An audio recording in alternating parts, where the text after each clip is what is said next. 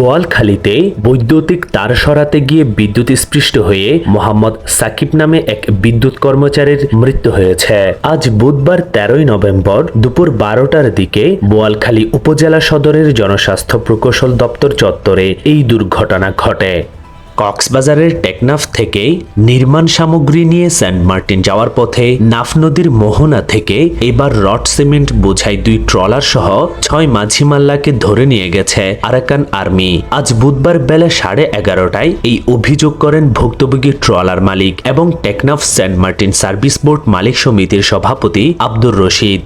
কক্সবাজার সদরের বাংলাবাজার মুক্তারকুল এলাকায় কাভার্ড ভ্যানের ধাক্কায় আব্দুল্লাহ আল ফয়সাল নামে এক মোটরসাইকেল আরোহীর মৃত্যু হয়েছে। মোটরসাইকেল নিয়ন্ত্রণ হারিয়ে সড়ক বিভাজকে ধাক্কা লেগে রাঙ্গুনিয়ার এক ব্যক্তির মৃত্যু হয়েছে।